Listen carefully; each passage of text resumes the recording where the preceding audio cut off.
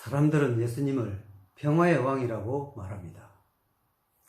예수님은 정말로 평화의 왕이십니까? 정리가 필요합니다. 예수님께서 탄생하실 때 천사들이 이런 찬송을 했습니다. 땅에서는 기뻐하심을 입은 사람들 중에 평화로다. 즉 예수님께서 탄생하신 것이 평화라는 것입니다. 평화를 위한 것이고 평화를 주시기 위한 것이라는 것을 말씀하는 것입니다.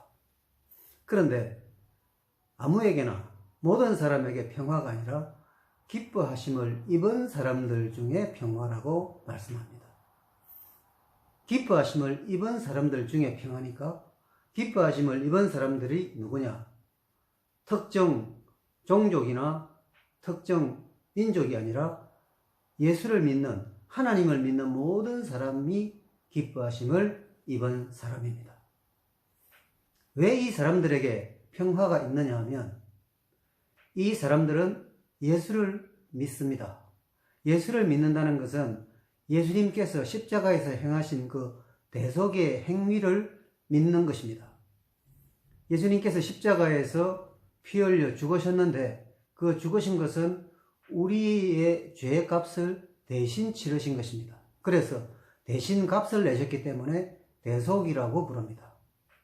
그것을 믿는 사람은 다 기뻐하심을 입은 자가 되는 것입니다. 그래서 주님께서 죄의 값을 다 치르셨기 때문에 죄가 있을 때는 하나님과 원수 관계라고 성경은 말씀하는데 주님께서 십자가에서 그 죄의 값을 다 치르셨기 때문에 하나님하고는 평화로운 관계가 되는 것입니다. 하나님과 화목한 관계가 된 것입니다. 그래서 원수된 것을 십자가로 소멸하셨다. 성경 에베소에서는 그렇게 말씀합니다. 그러니까 기뻐하심을 입은 사람들 중에는 평화, 주님께서 이 세상에 오신 것이 그런 것입니다. 그런데 문제는 이 세상의 절대 다수는 하나님을 믿지 않습니다. 믿지 않는 사람에게 그러면 어떻게 됩니까? 않는 사람에게는 예수님께서 그래도 평화의 왕으로 역사하십니까? 역사하실 수가 없습니다. 오히려 예수님께서는 이 세상에 분쟁을 하게 하려고 오셨다고 누가복음에서 말씀하고 있습니다. 세상에 화평을 주러 오신 것이 아니라 싸움하게, 대립하게 만들려고 오셨다는 것입니다. 도대체 이게 무슨 말입니까? 한 집에 5 식구가 있는데 세 식구는 예수를 믿고 즉 기뻐하심을 입은 사람들이 된 것이고 2 사람은 그렇지 않습니다. 그렇지만은 이 5 식구는 같이 일하고 같이 잠자고 같이 음식을 먹고 가족으로 살아갑니다.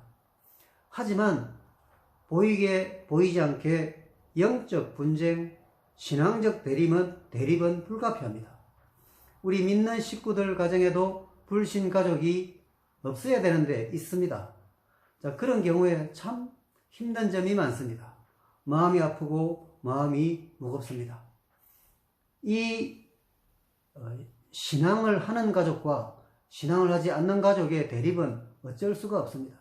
많은 대립이 일어나는데 이것이 바로 주님께서 말씀하시는 분쟁입니다. 그러니까 거기에는 평화가 없습니다. 주님이 계신 상태와 주님이 계시지 않은 상태는 평화가 가능하지 않습니다. 분쟁이 일어날 수밖에 없습니다. 자, 그렇다면 예수님이 오신 것이 문제입니까? 예수님이 오셔서 분쟁이 생겼으니까 예수님이 오신 것이 문제입니까? 그런데 만약에 예수님께서 이 세상에 오시지 않으셨다면 그런 분쟁은 영적인 그런 분쟁은 없겠지만은 모든 생명은 다 멸망으로 향하게 됩니다. 그러나 예수님께서 오셨기 때문에 영적 분쟁은 있으나 생명의 길로, 영생의 길로 가는 것입니다. 그래서 기뻐하심을 입은 사람들이 되면, 즉 예수를 믿으면 다 영원한 생명을 얻고 그리고 무엇보다도 평화의 왕이신 예수님을 모시고 살기 때문에 그 삶에, 그 심령에 항상 평화가 있게 되는 것입니다. 그러니까 예수님께서 오신 것이 문제가 아니라 오신 예수님을 구주로 메시아로 받아들이지 않고 믿지 않는 것이 문제입니다. 왜 분쟁이 일어나고 왜 갈등이 일어나느냐? 평화의 왕이신 예수님을 맞아들이지 않기 때문입니다. 그럼 어떻게 할 것인가? 예수를 믿으셔야 됩니다.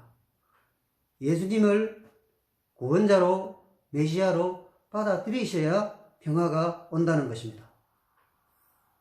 만약 받아들이지 않으면 어떻게 됩니까? 사람들이 생각하는 것처럼 어떤 다른 방법으로 평화를 갈망하고 또 평화를 얻으려고 하는데 그것은 옳은 방법이 아닙니다. 사람들이 좋아하는 것이 원하는 것이 돈입니다.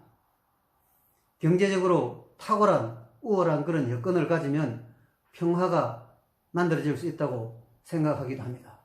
그러나 어떤 사람에게도 가족 간에도 부모 자식 간에도 돈이 평화를 만듭니까? 어떤 부분에서는 그렇기도 하지만 돈은 분쟁을 일으킵니다.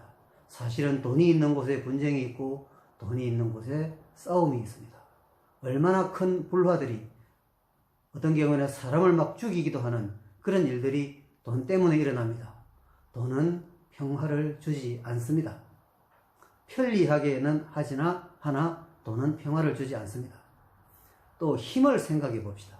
힘이 있으면 평화를 유지할 수 있습니까? 국제 관계에서는 힘을 우위로 평화를 안정을 지킨다. 물론 방법이 그것밖에 없기 때문에 그러지만 힘이라는 것이 무엇입니까? 무기 또 어떤 권력. 여러분, 권력이 얼마나 사람을 싸우게 만듭니까? 권력 그 높은 자리를 하나 두고 얼마나 많은 투쟁과 또 갈등이 일어납니까? 우리는 그것을 현장에서 많이 보고 있습니다. 사람들이 생각하는 그 무엇은 평화를 만들 수 있는 것은 없습니다. 그래서 진정으로 이 세상에는 평화가 없습니다. 간혹 평화가 주어진 것 같지만 그것은 굉장히 짧은 것이고 불완전한 것이고 금방 또 한계를 드러낼 수밖에 없는 것입니다. 자, 그렇기 때문에 바탕이 예수 그리스도가 아니면, 즉 기뻐하심을 입은 자들이 되지 않으면 그 삶에는 무엇을 통해서든지 무엇을 갖다 놓든지 간에 평화가 제대로 만들어지지 않는다는 것입니다. 평화가 없습니다. 사실은 평화 같은 것으로 잠깐 보일 뿐이지 사실은 평화가 아닌 것입니다. 자, 그러면 어떻게 할 것이냐? 예수를 믿으셔야 됩니다. 왜냐하면 주님이 평화의 주인이시고 평화의 왕이시기 때문에 그분이 내 삶에 오시면 내 자신이 평화를 누립니다. 내가 평안하기 때문에, 내가 평화를 가지기 때문에 내 주변 사람과도 평화를 만들어 갈 수 있습니다. 내가 평화를 가지고 있기 때문에. 그리고 내가 평화를 가지고 있는 것이 결국 또 뭐와 평화를 이루게 되느냐 하면 하나님과의 평화를 유지하게 됩니다. 여러분, 제일 행복하고 제일 편안하고 또 든든한 것이 뭔지 아시죠? 하나님과 화목한 것처럼 좋은 것은 없습니다. 우리 예수 믿는 형제 자매들은 이 내용에 다 공감하고 이미 알고 계십니다. 하나님과 어떤 투명한 관계, 하나님과 어떤 막힌 것이 없을 때, 하나님과 화목할 때 얼마나 우리 심령이 편안합니까? 꼭 부자가 아니라도, 꼭 무슨 성공을 하지 않더라도 하나님과 평안하면 그것처럼 좋은 것은 없습니다. 그 시작이 무엇입니까? 예수 그리스도가 내 인생의 바탕이 되는 것입니다. 그래서 내가 기뻐하심을 입은 사람들이 되는 것이고, 그렇게 되면 주님께서 평화의 왕으로서 내 삶을 이제 이루어 가시기 때문에 내 삶이 평안하고 평화롭고 내 마음이 평화롭고 내 영혼이 평화롭고 하나님과의 관계가 평화롭고 또 나와 모든 주변 사람들과의 관계도 평화롭게 되는 것입니다. 주님은 평화의 왕이십니다. 그러나 모든 사람에게 누구에게든지 평화의 왕은 아니십니다. 기뻐하심을 입은 자가 될 때 그 사람들에게 평화의 왕이십니다. 기뻐하심을 입은 사람들이 어떤 사람입니까? 예수를 믿는 사람입니다. 주님을 영접하시기 바랍니다. 예수 믿으시기 바랍니다. 그래서 진정 참된 평화, 예수 그리스도로 말미암아 주어지는 그런 온전한 평화를 누리시고 행복하고 또 감사가 넘치는 그런 인생을 살게 되시기를 바랍니다.